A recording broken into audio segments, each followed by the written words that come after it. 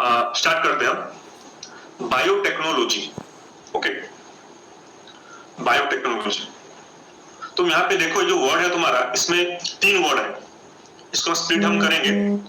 तो आप पे एक वर्ड है बायो, एक वर्ड है आपका बायो टेक्नो एंड लॉजी। सबको पता है लॉजी मतलब स्टडी, बायोटेक्नो मतलब it is the study of biological techniques.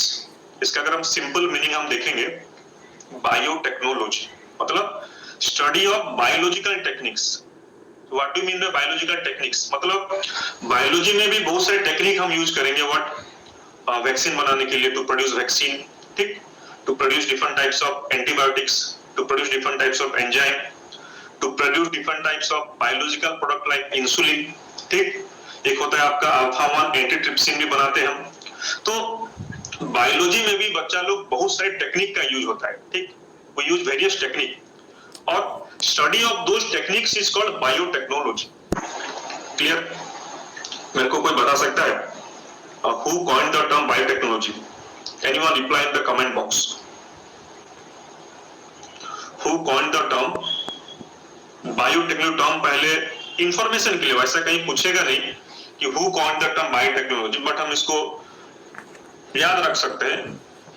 Karl इर्की एक आपका साइंटिस्ट है, कार्ल, ओके, इर्की, ये याद रखना। So he was an engineer from Hungary, yes, Karl Irki. So he was having a pig farm, ठीक। So he was using technique for large scale pig production. उनका एक बहुत बड़ा पिग का फार्म था। वो क्या करते थे, बायोलॉजिकल टेक्निक को यूज करके उनका पिग के फार्म में पिग प्रोडक्शन करते थे, ठीक। तो उन्होंने इसका कॉइन टर्म किया biotechnology, Karl Ereky. Sometimes he is also called father of biotechnology. Sometimes उसको हम बोलते हैं, कभी कभी कुछ बुक्स में लिखा रहता है is also called father of biotechnology, that is your Karl Ereky, ठीक। अगर हम जाएंगे एनसीईआरटी बुक में, अब जाते हैं हम, ठीक, ओके। एनसीईआरटी तुम्हारा क्या बोल रहा है? Biotechnology deals with the techniques, बताया इसमें टेक्निक का यूज होता है, ऑफ यूजिंग लाइव ऑर्गेनिजम्स और enzymes from organisms to produce products and processes useful to humans. तो इसमें हम क्या यूज हम करेंगे यहाँ पे? इसमें क्या टेक्निक यूज, इसमें टेक्निक ये यूज हो रहा है, हम लिविंग ऑर्गेनिजम्स को इसमें हम यूज करेंगे, जैसे कि बैक्टीरिया को हम यूज करेंगे, ठीक, और उसका एंजाइम हम use, different types of enzyme यहाँ पे यूज आपका होता है, different types of restriction endonuclease, आपका डिफरेंट टाइप्स ऑफ पॉलीमरेजेस, ठीक, एंजाइम यूज होता है। तो यहाँ पे हम क्या यूज कर रहे हैं? आइदर हम होल बैक्टीरिया हम यूज कर रहे हैं और उनका एंजाइम को यूज कर रहे हैं, किसके लिए? For the benefit of the human beings, for the benefit of the human society. हम बहुत सारे वैक्सीन, देखो अभी तुम्हारा कोविड-19 चल रहा है, ठीक, तो इस कोविड-19 में only biotechnology can help you, no other science, no medical science, nothing else, no engineering science. अभी जो सिचुएशन तुम्हारा है ना अभी, इसमें तुमको कोई साइंस भी तुम हेल्प नहीं करना, मैथमेटिक्स, ना फिजिक्स, ना केमिस्ट्री, ना इवन एमबीबीएस, तुमको बायोटेक्नोलॉजी तुमको हेल्प करेगा। Those who are the great biotechnologist, वो अब सब लगे हैं throughout the world, they are applying different types of techniques of biology to produce a vaccine. तो इसका भी हमारे लाइफ में बहुत इंपॉर्टेंस है, ठीक, ओके। ये ऐसा नहीं कि इट इज न्यू साइंस, ये बहुत पहले से ही हमारे बीच में ये है, ठीक। सो उसको हम बोलते हैं क्या? ट्रेडिशनल बायोटेक्नोलॉजी और ओल्ड बायोटेक्नोलॉजी। सबको पता है हम घर में दही बनाते हैं, वी आर मेकिंग कर्ड, ठीक, हम घर में कर्ड बनाते हैं, वी आर मेकिंग कर्ड। तो मेकिंग ऑफ कर्ड, हम घर में दही बनाते हैं, ठीक, हम ब्रेड बनाते हैं, वाइन भी बनाया जाता है, वाइन, ठीक। सो ये जो सब प्रोसेस है फॉर मेकिंग कर्ड, दही बनाना, ब्रेड बनाना, wine, they are all the involves biotechnological techniques. इसको हम बोलते हैं ट्रेडिशनल बायोटेक्नोलॉजी, ओल्ड बायोटेक्नोलॉजी। और इसमें हम क्या यूज करते हैं? मोस्टली हम use the microbes, all are microbe mediated process, ठीक, all use the help of microbes. With the help of microbes we produce curd, bread, wine, ये सब बनाते हैं, ठीक। तो ये हो गया हमारा ट्रेडिशनल और ओल्ड बायोटेक्नोलॉजी, इसको हम बोलेंगे, ओके। लेकिन अभी तुम्हारा क्या चल रहा है ना, मॉडर्न बायोटेक्नोलॉजी, जैसे कि अभी हम वैक्सीन बनाने में जुटे हैं कोविड-19 के लिए, सो ये तुम्हारा मॉडर्न बायोटेक्नोलॉजी में ही आपका आएगा, ठीक। So in vitro fertilisation leading to your test tube baby programme, ठीक। टेस्ट ट्यूब बेबी ये आपका मॉडर्न बायोटेक में आएगा। Synthesising a gene and using it, हम नया नया जीन बना रहे हैं, we are preparing the desired gene for us for the benefit of human society, synthesising a gene and using it, okay. Development of vaccine, हम क्या कर रहे हैं, वैक्सीन डेवलपमेंट कर रहे हैं, developing a DNA vaccine, correcting A defective gene, so these are all the part of the modern biotechnology. और clear देखो बच्चा लोग, नॉर्मली क्या होता है, जब तुम ये चैप्टर पढ़ोगे बच्चे सब पॉइंट सब स्किप कर देते हैं, तो एनसीईआरटी देखो हर एक लाइन से क्वेश्चन आ सकता है, एनसीईआरटी का हर एक लाइन इंपोर्टेंट है, every line, there all the lines of NCERT book, ठीक। अभी तुमको क्या करना है, अच्छा से एनसीईआरटी तुमको पढ़ना है, और तुमको अभी तुम्हारा देखो, if you want to score now at least more than 340 in the biology, तो इसका दो प्रिंसिपल है, मेरे हिसाब से दो प्रिंसिपल है according to my experience. First principle तुम्हारा क्या है, एनसीईआरटी थोरोली पढ़ो। सेकंड थिंग तुम्हारा क्या है, अभी तुम्हारे पास बहुत टाइम है, तो तुम वैरायटी ऑफ क्वेश्चन प्रैक्टिस करो। ऐसा नहीं खाली एनसीईआरटी बेस्ड प्रैक्टिस करना है, क्योंकि देखो एनसीईआरटी बुक तुम पढ़े मतलब एनसीईआरटी क्वेश्चन तुम्हारा हो जाएगा, प्रैक्टिस जरूरत नहीं उसके लिए। If you are thorough in the NCERT book, तो एनसीईआरटी बुक का क्वेश्चन तुम लोग कर लोगे डेफिनेटली, लेकिन जो आउट ऑफ एनसीईआरटी गिर जाएगा उसके लिए तो कुछ बुक नहीं है। पहला बात, तुम्हारा मार्केट में ऐसा कुछ बुक है ही नहीं रेफरेंस के लिए। हाँ, फिजिक्स के लिए, केमिस्ट्री के लिए बहुत सारे बुक्स अवेलेबल है मार्केट में, लेकिन तुम्हारा बायो के लिए वैसा कुछ नहीं है रेफरेंस। तो थ्योरी के लिए तुम एनसीईआरटी बुक पढ़ो, और as much as possible questions practice करो, वैरायटी ऑफ क्वेश्चंस। मैं तो क्विज प्रोग्राम तो करा रहा हूँ, प्रीवियस ईयर का एआईपीएमटी क्वेश्चन करो, प्रीवियस ईयर का एम्स का क्वेश्चन करो, जिपमर का क्वेश्चन करो, because we have lot of time. देखो सपोज हम बायोलॉजी को डिफाइन करेंगे based on the traditional and modern view. हम एक ऐसा डेफिनेशन देंगे बायोटेक्नोलॉजी का जिसमें कि आपका उसका ट्रेडिशनल वैल्यू भी उसमें रहेगा और उसका मॉडर्न वैल्यू भी रहेगा, ठीक। ट्रेडिशनल, ये डेफिनेशन बहुत इंपॉर्टेंट है। सो हमारा जो है, तुम्हारा देखो नीट में इसका फुल फॉर्म आ सकता है, नीट में फुल फॉर्म पूछेगा, what is the full form of EFB. Full form है आपका यूरोपियन फेडरेशन ऑफ बायोटेक्नोलॉजी, याद रखना इसका। तुम्हारा देखो नीट में एक फुल फॉर्म का क्वेश्चन हर साल आता है, जैसे कि तुम्हारा जीईएसी हो गया, जेनेटिक इंजीनियरिंग अप्रूवल कमेटी हो गया, ईएफपी हो गया, जिप्ट, ठीक, आईसीएसआई, ऐसा जो बहुत सारे हैं वो सब तुम्हारा आता है नीट में, ये भी आ सकता है। तो इसने एक डेफिनेशन दिया, he has given a definition of biotech that combines both traditional and modern view। क्या डेफिनेशन उसका है, biotechnology is the integration of natural science, organisms, cells, parts thereof and molecular analogues for products and services. तो इसमें क्या कर रहे हैं, हम कंबाइन कर रहे हैं नेचुरल साइंस को, जो साइंटिफिक नॉलेज है ह्यूमन के पास, उसको हम कंबाइन, किसके साथ हम कंबाइन कर रहे हैं, इंटीग्रेशन मतलब कॉम्बिनेशन।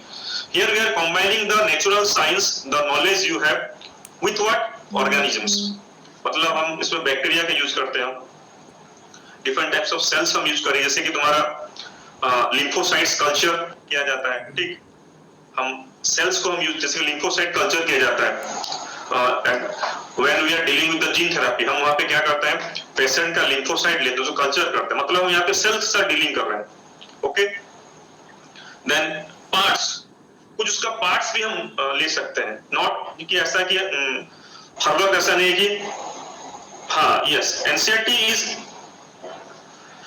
देखो थ्योरी के लिए तो एनफ है बेटा, थ्योरी में के लिए और तो कुछ बुक है ही नहीं, ठीक, थ्योरी के लिए एनफ है, लेकिन क्वेश्चन तुम थोड़ा प्रैक्टिस करना चाहिए। देखो there are two way to learn theory, there are two way to learn theory। एक तो तुम्हारा एनसीईआरटी पढ़ो, और एक तुम्हारा क्या, क्वेश्चन प्रैक्टिस करो, और उससे तुम थ्योरी सब लर्न करो।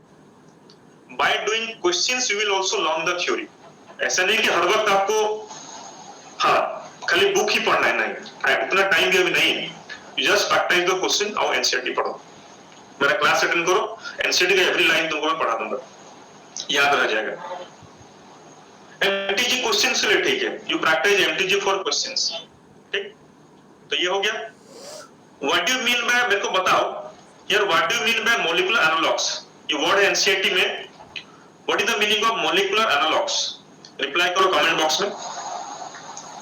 It is the integration of natural science, organisms, cells, parts thereof, and molecular analogs for products and services. Anyone, what is, क्या होता है molecular analogs, मतलब क्या? यार देखो, तुम बोल रहे हो क्या, you are saying that molecular biology. यार molecules मतलब क्या? Simply हमारा DNA and RNA. Molecules मतलब यार nucleic acids. You can artificially prepare molecules whose structures are similar to DNA and RNA. समझ आए? हम आर्टिफिशियली भी डीएनए बना सकते हैं, जैसे कि एक होता है आपका पीएनए। एक एग्जांपल आपका मैं दे रहा हूं, I am giving one example इसका। एक होता है आपका पीएनए, इसको हम बोलते हैं पेप्टाइड न्यूक्लिक एसिड, इसको हम बोलते हैं पेप्टाइड न्यूक्लिक एसिड, ठीक, न्यूक्लिक एसिड। तो ये क्या होता है, मतलब इसका एक तुम्हारा क्या है, it is artificially prepared gene, इसका स्ट्रक्चर हम सिमिलर टू डीएनए आरएनए, ठीक। तो इनको बोलते हैं मॉलिक्यूलर एनालॉग्स बोलते हैं। So they are the molecular analogues for what, products and services के लिए, टू प्रोड्यूस वेरियस। तो ये होता है इसका डेफिनेशन। तो तुम्हारा जो तुम्हारा डेफिनेशन है, यस, हाँ मैं क्विज करते रहूंगा, ठीक, नो प्रॉब्लम। तो समझ में आया? तो बायोटेक का जो डेफिनेशन है आपका बहुत इंपॉर्टेंट है, इससे नीट में क्वेश्चन आ सकता है, तो पूरा रट लो। It is the integration of natural science and organisms, cells, parts thereof, and molecular analogues for products and services. ये जो डेफिनेशन किसने दिया था आपका, याद रखना, the definition was given by EFB, इसका फुल फॉर्म याद रख लेना, European Federation of Biotechnology. Okay.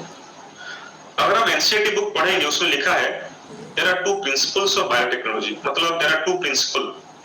देखो, for every technique some principles are required, every techniques, whatever the techniques, all are based on some basic principle. मतलब हर technique के पीछे कुछ प्रिंसिपल होता है, एंड उस प्रिंसिपल को फॉलो करके वो टेक्निक किया जाता है।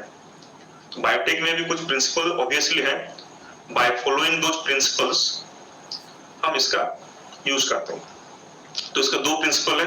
देखो, मैं बात कर रहा हूं ऑन द बेसिस ऑफ नया एनसीईआरटी बुक, अगर तुम पढ़ना, उसमें लिखा गया है there are 2 principles of biotechnology. एक है आपका जेनेटिक इंजीनियरिंग, एक है आपका जेनेटिक इंजीनियरिंग, समझ में आया?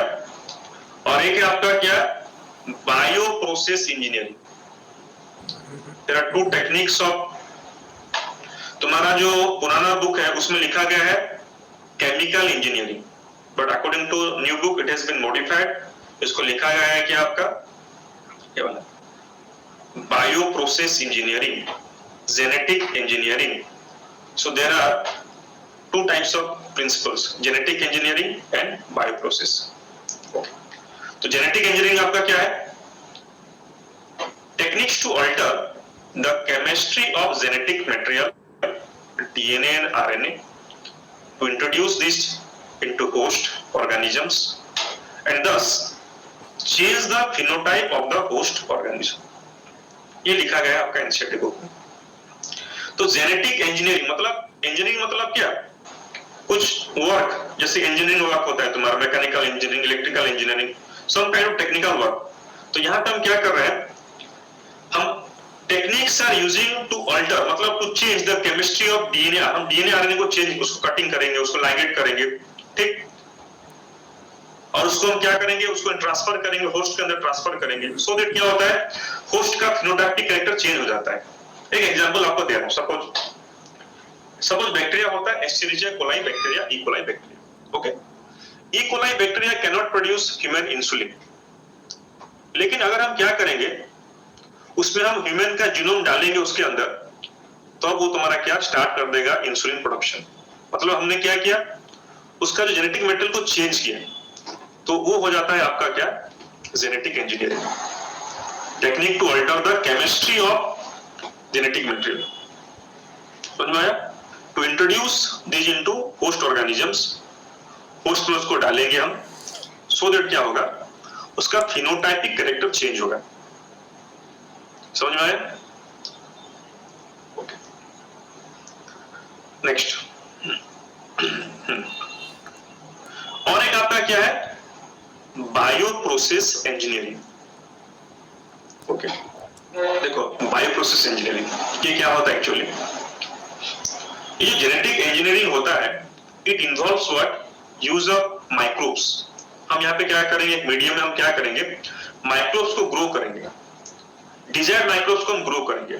लेकिन तुम्हारा क्या होता है, एनवायरनमेंट में बहुत सारे अदर भी माइक्रोब्स होते हैं, तो अब क्या होगा, along with the desired microbes, harmful microbes उस मीडियम में ग्रो करेंगे, तो इससे क्या होगा, हमको डिजायर्ड प्रोडक्ट उतना नहीं मिल पाएगा। तो हम यहाँ पे क्या करेंगे, हम उस एनवायरनमेंट को स्टेरिलाइज करेंगे by using some yes chemicals. हम क्या करेंगे, जहां पे हम ये एक्सपेरिमेंट कर रहे हैं बायोटेक का, ठीक, we have done the experiment, so what we have to do, we have to sterilize that environment, we have to sterilize the laboratory, so that what happen, only desired microbes will grow and non-desired microbes will be eliminated. So इससे क्या होगा, हमको product अच्छी तरह से मिलेगा हमको, इसको हम बोलते हैं बायो प्रोसेस इंजीनियरिंग। ठीक, सो मेंटेनेंस ऑफ स्टेराइल एनबीएस मतलब environment means microbial contamination free environment in the chemical engineering process to enable the growth of only desired microbe eukaryotic cell in large quantity for the manufacture of biotechnological products like antibiotics, vaccines and enzymes। ठीक, समझ में आया। तो हम क्या करें, environment को sterilise कर रहे हैं, स्टेरिलाइज हम कर रहे हैं बाय यूजिंग सम केमिकल्स, उससे तुम्हारा क्या होगा, एनवायरनमेंट पर स्टेरिलाइज हो जाएगा। उसके बाद क्या होगा, हम उसमें पर्टिकुलर माइक्रोब को ग्रो करेंगे to get antibiotics, to get vaccine, to get enzymes, है कि नहीं। तो इससे तुम्हारा क्या होगा, if you are sterilising the environment, so those who are yes sir, जैसे कि हम सपोज तुम्हारा लेबोरेटरी वगैरह हम स्टेरिलाइज करते हैं, ठीक, उसमें तुम्हारा जैसे कि अभी तुम सैनिटाइज कर रहे हो हाथ, केमिकल्स यूज करते हो कि नहीं, तो like that different types of chemicals हम यूज करते हैं to sterilize the environment, that is called bio process engineering. तो समझ में आ गया बच्चा लोग। सो तुम्हारा याद रखना ये सब, देखो नीट में स्कोर करना बहुत इजी है, लेकिन बात यह है कि आपको एनसीईआरटी का हर लाइन आपको याद रखना है। सो इसका दो प्रिंसिपल्स हैं। मेरे को बताओ, who is the father of genetic engineering, who started for the first time the techniques, who is called father of genetic engineering? yes, याद रखना, हमारा एक साइंटिस्ट है ओलबर्ग,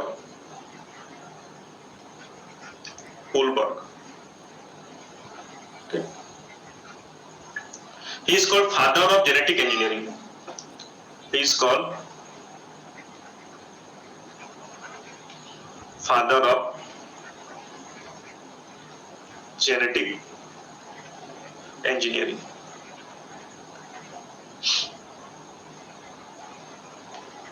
याद रखना, ठीक, Olberg is the father of genetic engineering. ये आ सकता है क्वेश्चन। लेकिन बायोटेक जो है, the term biotechnology was coined by Karl Ereky, तो हम बोल सकते हैं Karl Ereky is the father of biotechnology, but आपका जो फादर ऑफ जेनेटिक इंजीनियरिंग जो होता है Olberg is the father of genetic engineering. ठीक, तो आई थिंक तुम्हारा डाउट इसमें क्लियर हो गया। नेक्स्ट, एक कॉन्सेप्ट है आपका एनसीईआरटी बुक में, थोड़ा पढ़ना है इसको। देखो NCERT book is full of concept, अगर सुपरफिशियल पढ़ोगे तो कुछ समझ में तुमको नहीं आएगा। और एक बात याद रखना, चाहे तुम जितना टाइम पढ़ लो एनसीईआरटी बुक, जब तुम फिर स्टार्ट करोगे तुमको फिर वो नया लगेगा। Every time you feel new. तुमने पहले बहुत बार एनसीईआरटी पढ़ रखा है, ठीक, लेकिन जब भी तुम पढ़ोगे तुमको कुछ नया मिलेगा। ये उसका एक कैरेक्टर है एनसीईआरटी बुक का। देखिए आपका क्या कॉन्सेप्ट है एनसीईआरटी बुक में, conceptual development of the principles of genetic engineering, कैसे डेवलप हुआ, उसके पीछे क्या कॉन्सेप्ट है, मतलब what is the concept behind the development of this genetic engineering, क्या ऐसा कॉन्सेप्ट है सो दैट उसके वजह से डेवलप हुआ, मतलब इसका नीड क्यों हुआ, what was the need of genetic engineering, इसका नीड हमको क्यों हुआ ह्यूमन सोसाइटी में, तो इसको लेकर के एक कॉन्सेप्ट है आपका एनसीईआरटी बुक में। ठीक, इसमें कंपेयर किया गया है what sexual and asexual reproduction को कंपेयर किया गया है। मेरे को बताओ if you compare sexual and asexual reproduction तो किसमें थोड़ा ज्यादा एडवांटेज है, which is more advantages,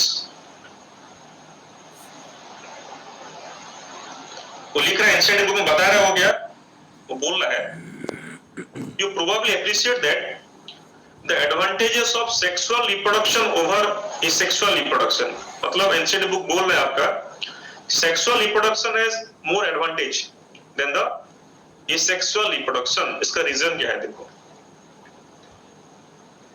the former मतलब this one, sexual reproduction provides opportunities for variation and formulation of unique combinations of genetic setup, some of which may be beneficial to organisms as well as the population।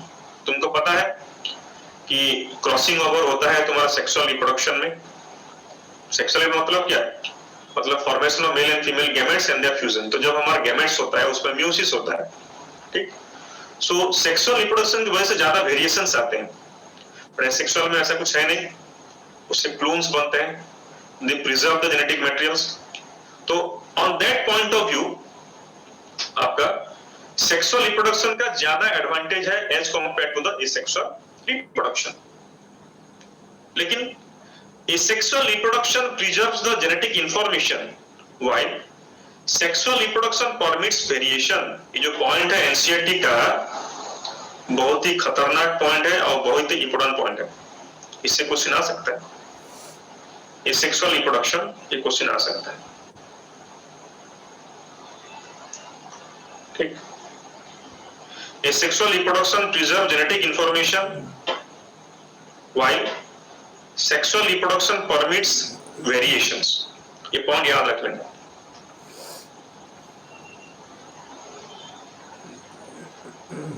ठीक, okay, और एक point है NCERT book में, traditional hybridization procedure, what is hybridization, मतलब we are using different types of techniques to produce new varieties, that is called hybridization। ठीक, तुम्हारा basically plant में use किया जाता है to develop new varieties of plant products, ठीक, जैसे कि मार्केट में अभी तुम्हारा hybrid varieties of vegetables are available, so traditional hybridization procedure used in the plant and animal breeding very often lead to the inclusion and multiplication of undesirable genes along with the desirable genes, ठीक, okay, हम क्या कर रहे हैं traditional methods of use करते हैं hybridisation का technique का, उससे तुम्हारा क्या होता है कि देखो ये जो पॉइंट से तुम्हारा बहुत बार क्वेश्चन आता है, ये पॉइंट भी तुम्हारा बहुत इंपॉर्टेंट पॉइंट है, ये वाला जो पॉइंट, इससे तुम्हारा बहुत सारा क्वेश्चन आता है, मतलब ट्रेडिशनल हाइब्रिडाइजेशन में क्या तुम्हारा डिमेरिट है, उससे तुम्हारा क्या होता है, उससे प्लांट में नया कैरेक्टर डेवलप होता है, along with that some undesirable genes also उसमें चले आते हैं, तो ये आपका हार्मफुल है, तो इसी की वजह से डेवलप तुम्हारा हुआ बायोटेक्नोलॉजी, क्योंकि हमको क्या करना है, स्पेसिफिक जीन हमको डालना है एक स्पेसिफिक पर्पस के लिए, ठीक, हम नेचुरली उसको कर सकते हैं, नेचुरली उसको हम कर सकते हैं बाय ट्रेडिशनल हाइब्रिडाइजेशन टेक्निक, और उससे तुम्हारा क्या होता है कि प्लांट और एनिमल में along with the useful genes some harmful gene भी चले आते हैं प्लांट में, वो एक्सप्रेस होता है, वो हार्मफुल होता है, तो उसी के लिए तुम्हारा क्या हुआ ना बायोटेक का हुआ, बायोटेक में हम क्या करें, स्पेसिफिक जीन को हम स्पेसिफिक जगह में ट्रांसफर कर रहे हैं, उससे तुम्हारा क्या होगा, एक स्पेसिफिक कैरेक्टर आपका एक्सप्रेस होगा, और कुछ हार्मफुल कैरेक्टर आपका एक्सप्रेस नहीं होगा वो आपका, तो ये उसका बेनिफिट है, तो इसी की वजह से तुम्हारा क्या हुआ, जो कॉन्सेप्चुअल, यही कॉन्सेप्ट है आपका, तो conceptual development of principles of genetic engineering, because तो ट्रेडिशनल हमारा टेक्निक है हाइब्रिडाइजेशन का, उससे तुम्हारा हार्मफुल जीन भी आ सकते हैं, दैट्स व्हाई इसका डेवलपमेंट। तो जो कॉन्सेप्ट है एनसीईआरटी बुक का, इसको पढ़ना, इसको कोई नहीं पढ़ता है, ये सब जो पॉइंट है ना एनसीईआरटी बुक का, इसको कोई नहीं पढ़ता है इसको सब।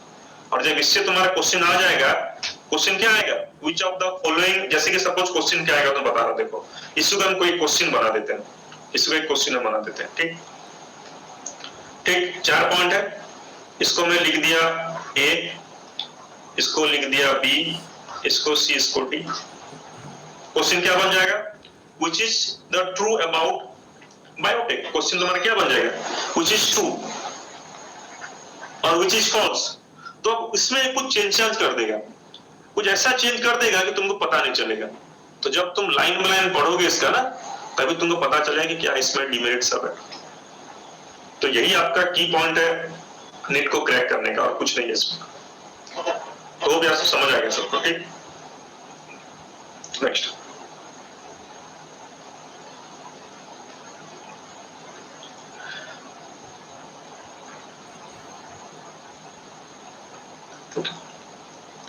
the techniques of genetic engineering which include creation of rDNA, recombinant DNA, use of gene cloning and gene transfer overcome this limitation। समझ में आया? तो अब हम क्या कर रहे हैं, ये जो हमारा टेक्निक सब चले आया, तो इसकी वजह से वो प्रॉब्लम हमारा सॉल्व हो गया। मतलब जो प्रॉब्लम हमको आ रहा था ड्यू टू हाइब्रिडाइजेशन की वजह से, वो प्रॉब्लम सॉल्व हो गया, ओवरकम दिस लिमिटेशन। तो इससे तुम्हारा क्या हुआ, it allow us to isolate and introduce only one or a set of desirable genes without introducing undesirable genes into the target organism। तो अब हम क्या कर रहे हैं, जो स्पेसिफिक हमको जीन चाहिए उसको हम इंट्रोड्यूस करेंगे, हार्मफुल जीन को इंट्रोड्यूस हम नहीं करेंगे इससे। तो यही आपका बेनिफिट है। तो this is the reason that why there is the demand और ओरिजिन ऑफ जेनेटिक इंजीनियरिंग। जो ट्रेडिशनल मेथड्स है उससे तुम्हारा क्या होता है, along with the desirable gene harmful gene भी चले जाते हैं, जो कि तुम्हारा हार्मफुल है प्लांट एनिमल के लिए। कुछ डाउट है तो पूछ सकते हो यहाँ पे। ओके, तो एनसीईआरटी का बेटा लोग हर पॉइंट ही इंपोर्टेंट है। तुम क्या करो, हर पैराग्राफ से खुद क्वेश्चन बनाओ। जैसे ये मैं क्वेश्चन बनाया कि नहीं, जैसे हमने क्वेश्चन भी बना लिया, ठीक। तो तुम अब क्या करो, एनसीईआरटी बुक पकड़ लो, ठीक, और हर पैराग्राफ में देखो क्या क्वेश्चन बन सकता है। You read NCERT in the form of objective questions। उसको देखो, हर सेंटेंस में कुछ ना कुछ तुमको नया मिलेगा जानने के लिए। और जिसका ये हो गया, उसका समझो नीट तुम्हारा हो गया इस बार। और अभी बहुत टाइम है, जिसने भी अभी तक NCERT अच्छा से नहीं पढ़ा है, जाकर के पढ़ो।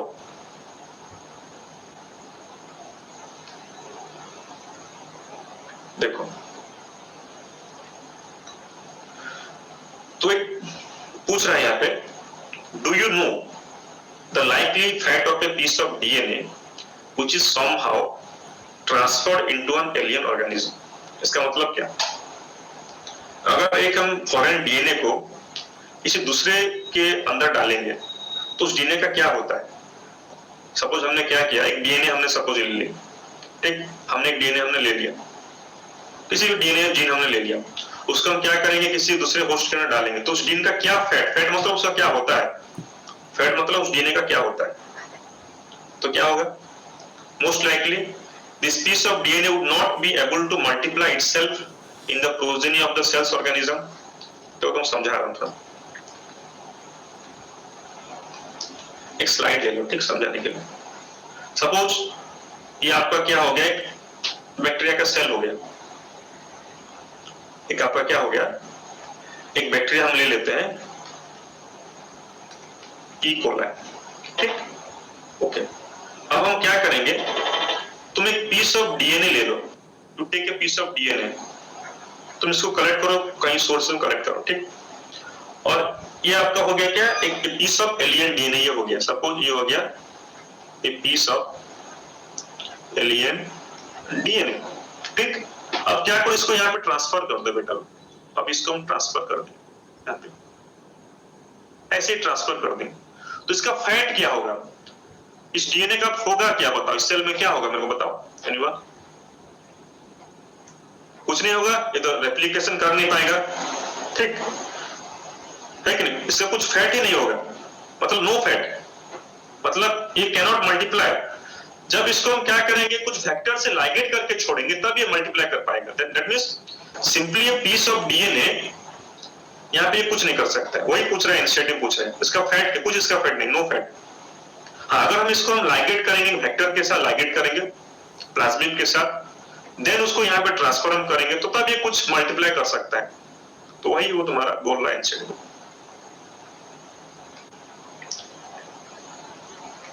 ठीक, तो most likely this piece of DNA would not be able to multiply itself in the progeny cells of organ, multiply नहीं कर पाएगा simply piece of DNA, but when it gets integrated into the genome of the recipient, it may multiply and be inherited along the host DNA.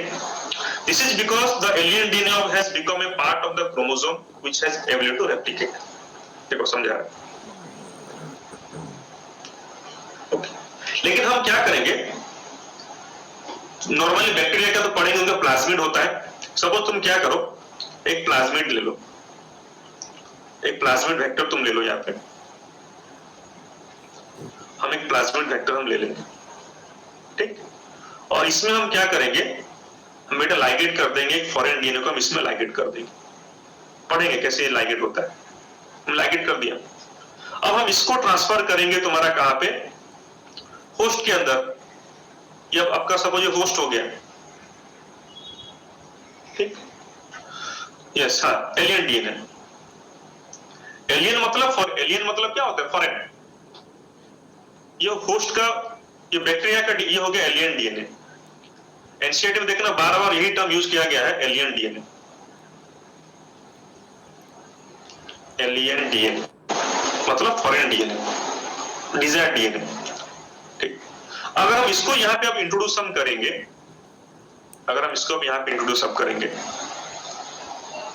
इसके अंदर अगर हम अब यहाँ पे इंट्रोड्यूस करेंगे तो बेटा लोग ये अभी आपका ये मल्टीप्लाई होगा,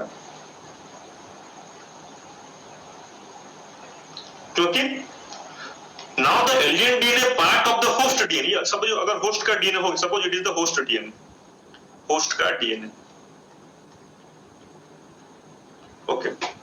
अब ये जो डीएनए तुम्हारा है, it is not a alien DNA now, now it becomes the part of the host DNA. तो अब ये तुम्हारा क्या करेगा, it will multiply, it can multiply along with the host DNA. जब ये डीएनए मल्टीप्लाई करेगा तो ये उसके साथ मल्टीप्लाई करेगा। हाँ, अगर हम प्लेन ऐसा दे देंगे, you simply just introduce DNA like this, तो ये कुछ नहीं कर पाएगा। तो उसको हम क्या कर लाइगेट करेंगे एक वेक्टर डीएनए के साथ और उसको हम यहाँ पे देंगे, तो ये उसका ही रीजन है, समझ में आया? ओके, तो यही उसका ये पूछ रहे हैं।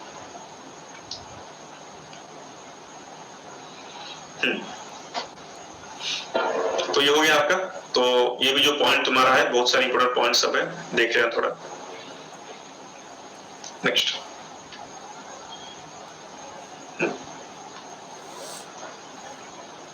in a chromosome there is specific DNA sequence called origin of replication which is responsible for initiation of replication। तुमको तो पता ही है, ठीक, एक पर्टिकुलर पॉइंट से डीएनए का रेप्लिकेट होता है, दैट इज कॉल्ड ओरी, और उसको हम क्या बोलते हैं, ओरिजिन ऑफ रेप्लिकेशन बोलते हैं, which is responsible for initiation of replication। Therefore, the multiplication of any alien piece of DNA in a host organism, it needs to be a part of chromosomes which has specific sequence known as origin of replication। समझ में आया? एक बार पढ़ लो अच्छा से। Therefore, for the multiplication of any alien piece of DNA, हम क्या चाहते हैं, हमारा ऑब्जेक्टिव तुम्हारा क्या है, you have to multiply the alien DNA। तो हम क्या करेंगे, okay? So for the multiplication of alien piece of DNA in an organism, it needs to be a part of chromosome which has a specific sequence known as origin of replication। यहाँ से start होता है, मतलब एक chromosome में क्या होना चाहिए, there must be a point of origin replication। Suppose हमने क्या किया, सपोज तुम समझाने के लिए बता रहा हूं, ठीक, सपोज ये एक तुम्हारा हो गया क्या, वेक्टर हो गया, ठीक। अब हमने क्या किया, यहाँ पे हमने डाल दिया है क्या, फॉरेन डीएनए में डाल दिया, ठीक, लेकिन इसका ओरिजिन ऑफ रेप्लिकेशन नहीं है, इट हैज नो ओरी, इट हैज नो ओरी, तो इसका मल्टीप्लिकेशन नहीं होगा, ठीक। तो हम क्या करेंगे, you will ligate that alien DNA in a chromosome which has origin of replication, so that जब उसका रेप्लिकेशन होगा, एलियन डीएनए का भी रेप्लिकेशन होगा, तो ये मस्ट होना चाहिए, ठीक। तो ये इसका जो पॉइंट है, वेरी वेरी इंपॉर्टेंट पॉइंट है, that there must be the origin of replication, मतलब वेक्टर का origin of replication होना चाहिए, otherwise alien DNA will not multiply. Thus an alien DNA is linked with the origin of replication so that this alien piece of DNA can replicate and multiply itself in the host organism. ठीक, ये जो point थोड़ा contradictory point है, ये जो point तुम्हारा लिखा है यहाँ पे, पीछे भी थोड़ा आप लिखेंगे तो कॉन्ट्राडिक्शन है। देखो ये तुम्हारा क्या बता रहा है, ये क्या बोल रहा है, ये यहाँ पे क्या इसने बोला, an alien DNA is linked with the origin of replication, मतलब वो तुम्हारा क्या बोल रहा है, जिस एरिया में ये रेप्लिकेशन है वहां पे इसको लाइगेट करना है, ठीक, सो दैट जब वो मल्टीप्लाई होगा ये मल्टीप्लाई होगा। लेकिन ऐसा नहीं है, हम उसको जहां, जैसे कि हम उसको क्या होता है नॉर्मली, जहां पे सिलेक्टिव मार्कर होता है वहीं पे उसको लाइगेट, हम बाद में थोड़ा पढ़ेंगे, when we discuss about the PBR322 vector पढ़ेंगे, तो जहां पे तुम्हारा क्या होता है, सिलेक्टिव मार्कर्स होते हैं, मतलब तुम्हारा क्या एंटीबायोटिक रेजिस्टेंस जीन होता है फॉर टेट्रासाइक्लिन एम्पिसिलिन, वहां भी उसको हम लाइगेट हम कर सकते हैं, ठीक। तो आइदर तुम इसको लाइगेट ओरिजिन ओरी की जगह भी तुम कर सकते हो, और you can ligate at some other points, but condition ये होना चाहिए दैट क्रोमोसोम शुड हैव ओरी, उसका ओरी होना चाहिए, तो तब वो क्या करेगा, मल्टीप्लाई करेगा, अदरवाइज वो मल्टीप्लाई नहीं करेगा, ओके।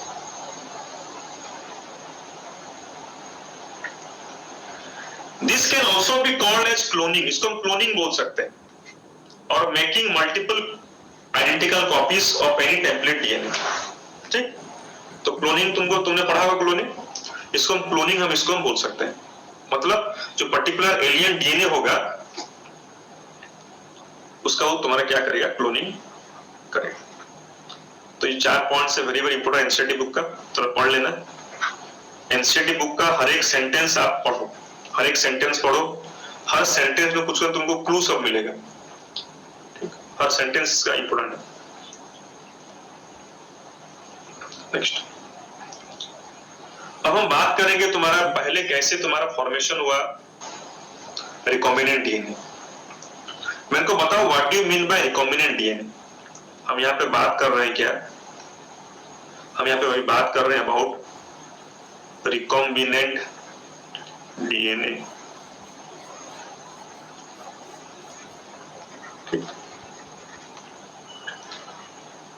इसको हम क्या बोलेंगे, इसको हम हाइब्रिड डीएनए भी इसको हम बोल सकते हैं, you can also say it as hybrid DNA, बहुत टर्म यूज होता है, you can also call it chimeric DNA, okay.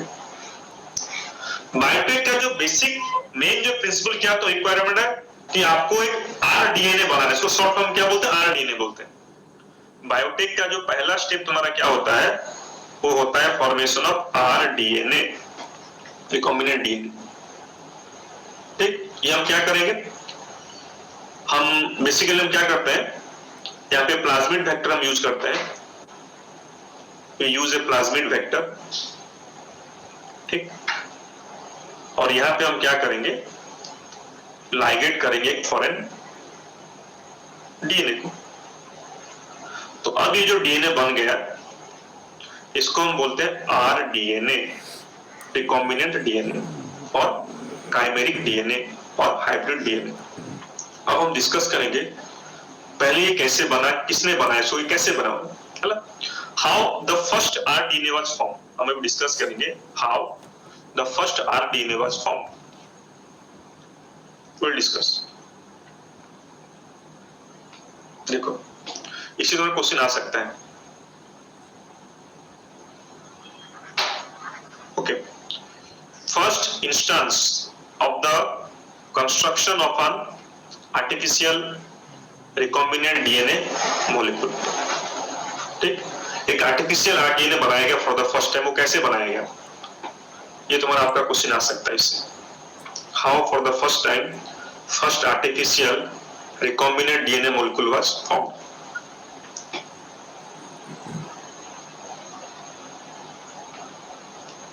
ठीक, देखो यहाँ पे वो बोल रहा है the construction of the first recombinant DNA emerged from possibility of linking a gene encoding antibiotic resistance with the native plasmid, तो पता है plasmid that is autonomously replicating circular extrachromosomal DNA of Salmonella typhimurium। ये किसने बनाया? Two scientist, Stanley Cohen, Herbert Boyer. कौन सा year में? In the year 1972। By isolating the antibiotic resistance gene by cutting out a piece of DNA from a plasmid which was responsible for conferring antibiotic resistance। समझ में आया क्या तुम्हारा? तो तुम समझा दे रहा हूँ, ये थोड़ा समझते हैं। तो बैक्टीरिया तुम्हारा क्या था? साल्मोनेला टाइफिमेरियम।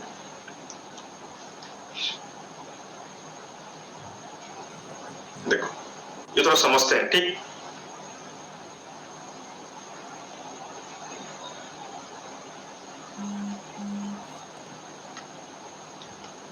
थीम थोड़ा डार्क ले लेते हैं। ठीक,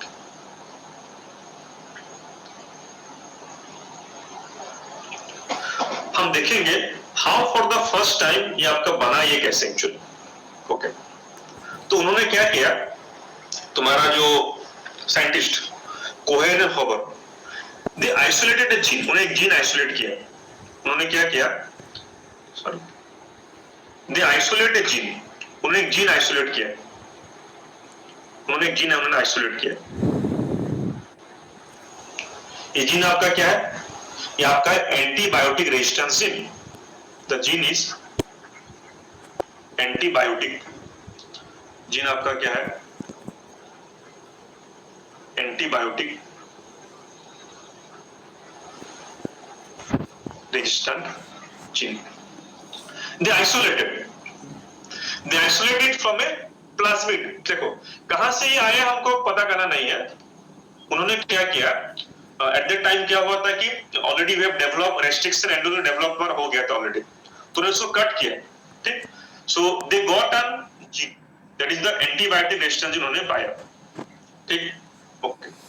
उसके बाद उन्होंने क्या किया ना, उन्होंने एक बैक्टीरिया लिया आपका साल्मोनेला टाइफिमेरियम। उन्होंने एक बैक्टीरिया लिया साल्मोनेला। ठीक, उसका पूरा नाम है साल्मोनेला टाइफिमेरियम। इसका खुद का प्लाज्मिड है, उसको हम बोलते हैं क्या? Native plasmid. इसका खुद का प्लाज्मिड है। सर्कुलर डीएनए ऑटोनोमसली रेप्लिकेटिंग, अपने आप ही रेप्लिकेट करेगा। It will not depend on the, ये डिपेंड नहीं करेगा इसका जो जेनेटिक मटेरियल में। ये साल्मोनेला का डीएनए है, ये उसका डीएनए है। This is the DNA of the salmonella. ठीक, ये आपका प्लाज्मिड है, प्लाज्मिड।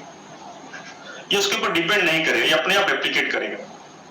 इसको हम बोलते हैं नेटिव प्लाज्मिड। एनसीईआरटी में लिखा गया है नेटिव, मतलब इसका खुद का, हम बोलते हैं नेटिव। तुम कहां के नेटिव हो? ठीक, नो इश्यू बेटा, निशान द्विवेदी, नो प्रॉब्लम। ओके, अगर देखो तुम लोग बच्चा लोग तुम क्या कर रहे हो, मैं देख रहा हूं। जब क्वेश्चन हो रहा है तो अच्छा रहे हो, थ्योरी में कोई थ्योरी भी चाहिए तुमको। अगर देखो अगर थ्योरी अभी तुम रिवाइज नहीं करोगे तो एफिशिएंसी कम जाएगा तुम लोगों का, मैं बता रहा हूं। ठीक, तो उन्होंने क्या किया, दे एक्सट्रैक्टेड दिस, उसको उन्होंने बाहर किया तुम्हारा।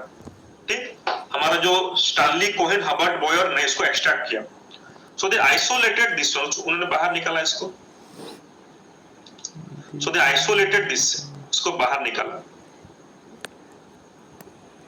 ठीक, निकाला। और उन्होंने इसको इसके साथ लाइगेट किया, उसको लाइगेट किया।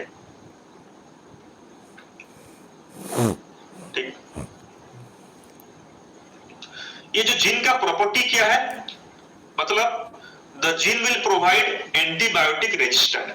इसका मतलब तुम्हारा क्या, देखो व्हाट इज एंटीबायोटिक। एंटीबायोटिक क्या होता है, they will kill the microbes. अगर एक मीडियम में कुछ एंटीबायोटिक है, अगर हम वहां पे माइक्रोब डालेंगे तो मर जाएंगे, ठीक। ओके, ये जो आपका नॉर्मल साल्मोनेला है, it does not have antibiotic resistance. अगर साल्मोनेला को हम डालेंगे एंटीबायोटिक मीडियम में, अगर हम डालेंगे तो तुम्हारा क्या होगा ना, वो मर जाएगा, ठीक। लेकिन देखो अब हमने क्या किया, उन्होंने क्या किया, प्लाज्मिड उन्होंने लिया, नेटिव लिया उसमें। अब उन्होंने एक ट्रिक आजमाया। उन्होंने क्या किया, अब उसको इसे कुछ पार्ट को उन्होंने रिमूव कर दिया, कुछ पार्ट उन्होंने रिमूव कर दिया, ठीक। और वहां पे इसको लाइगेट कर दिया, लाइगेट कर दिया, ठीक। तो अब ये बन गया आपका फर्स्ट आरडीएनए।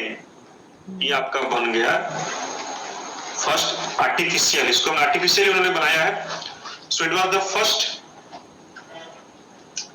नेचुरली तो बना नहीं है, उन्होंने लेबोरेटरी में उसको बनाया है, उन्होंने लेबोरेटरी में उसको बनाया है by using the enzymes, different types of. उन्होंने क्या किया, रेस्ट्रिक्शन एंडोन्यूक्लियस यूज किया इसको निकालने के लिए।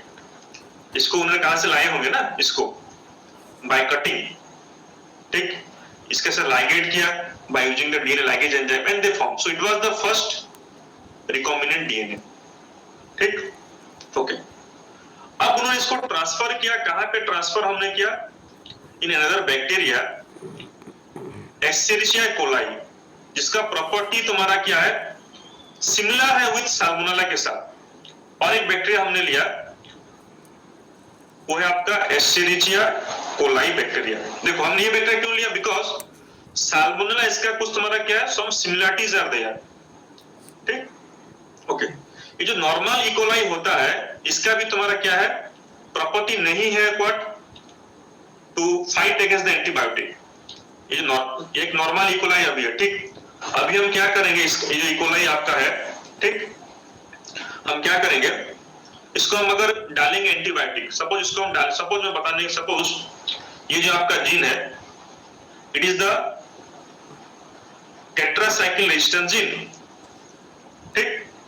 ओके, अगर आप ई कोलाई को टेट्रासाइक्लिन में डालेंगे तो ये मर जाएगा। लेकिन अब तुम्हारा क्या हो, सपोज ये जीन को यहाँ पे ट्रांसफर हमने कर दिया, अभी हमने क्या किया, इस जीन को यहाँ पे ट्रांसफर कर दिया, ई कोलाई में हमने इसको हमने ट्रांसफर कर दिया, ठीक। इसको हमने इसको ट्रांसफर कर दिया, ओके। अब अगर इसको हम अभी देंगे टेट्रासाइक्लिन, अगर देंगे तो क्या होगा, ये मरेगा नहीं, ये अब सरवाइव करेगा, because now the bacteria has developed resistance against tetracycline, जो कि पहले नहीं था इसका। हमने क्या किया, इसका फिनोटाइप को मॉडिफाई कर दिया। Normal E coli can not grow in the tetracycline medium because the antibiotic will kill the bacteria. और जब उसका हम जीन को हम चेंज कर रहे हैं, हम क्या कर रहे हैं, हम एक एलियन डीएनए डाल रहे हैं along with the vector के साथ, अब ये इसका प्रॉपर्टी चेंज कर देगा। तो इसी तरह आपका बना क्या, the first artificial recombinant DNA molecule, ठीक, Stanley Cohen and Herbert Boyer, ठीक। उसका थोड़ा ईयर याद रख लेना, आपका 1973 में, कोहेन पूरा नाम है, Stanley Cohen and Herbert Boyer, NEET में याद है आपका 1972, ठीक, 1970। देखो तो देख लो, ईयर थोड़ा देख लो क्या है, 72, सो या मैं 3 लिख दिया, ये 72, ठीक। ओके, तो यही इसने बताया है।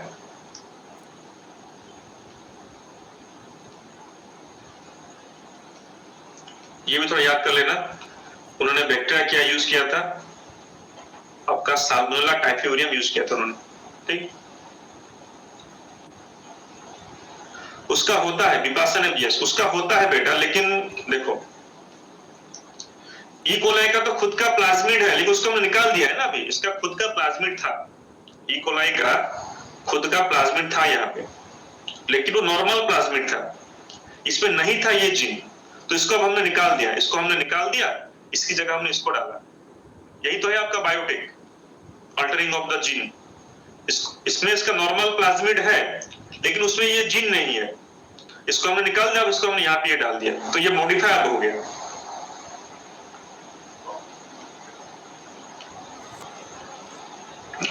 तो यही तो जो टूल्स में क्या सब यूज हुआ देखो, the cutting of DNA at specific locations became possible with the discovery of so-called molecular seizures, restriction enzymes।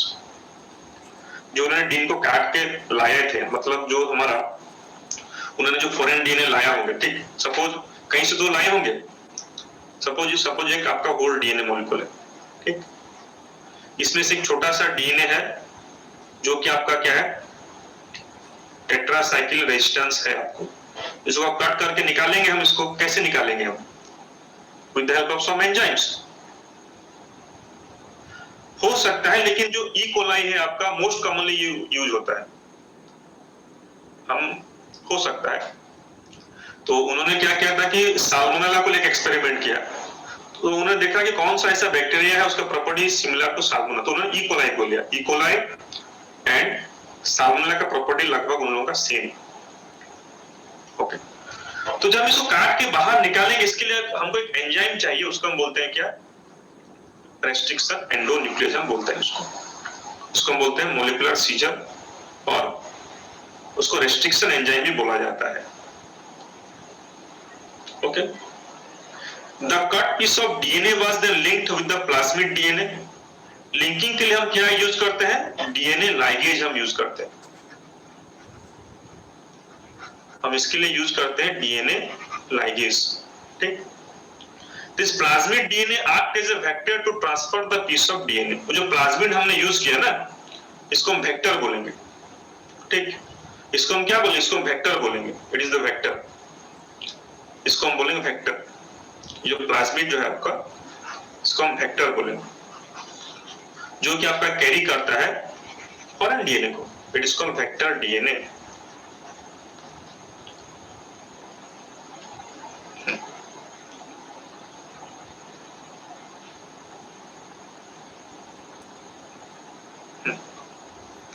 लेकिन एक बात है, देखो एंशिएंट देखा, हर पॉइंट में इंपोर्टेंट एक बात को यहाँ पे बोल रहे हैं एंशिएंट में। आपको क्या पता है? You know that what mosquito acts as an insect vector to transfer malaria parasite in human body. बताओ what is the malaria parasite? क्या होता है आपका? What is malaria parasite? क्या होता है? प्लाज्मोडियम।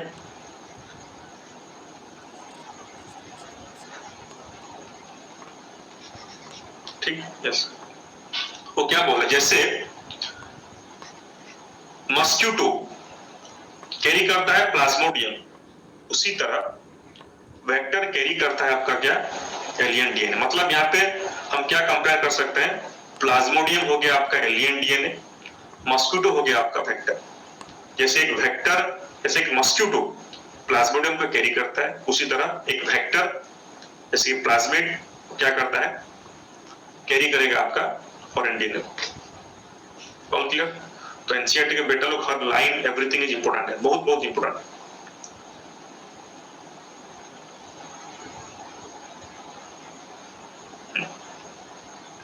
वही बात, the linking of antibiotic resistance gene with the plasmid vector became possible with the enzyme DNA ligase, which acts on a cut DNA molecule and join their ends।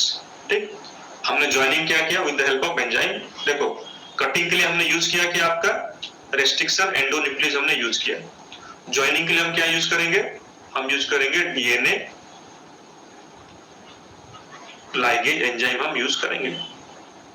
तो इससे अब क्या होगा? देखो, this makes a new combination of circular autonomously replicating DNA created in vitro। मतलब हमने क्या, इसको आर्टिफिशियली हमने इसको बनाया, and known as what? Recombinant DNA। When this DNA is transferred into E. coli, a bacterium closely related to Salmonella, it could replicate using the new host DNA polymerase enzyme and make multiple copies. जब उसको हमने transfer किया E coli में, जिसका property similar to salmonella, वो उसके अंदर क्या कर रेप्लिकेट करेगा, क्या एंजाइम, उसका जो डीएनए पॉलीमरेज एंजाइम को रेप्लिकेट करेगा, यूज कर रेप्लिकेट करेगा। ठीक,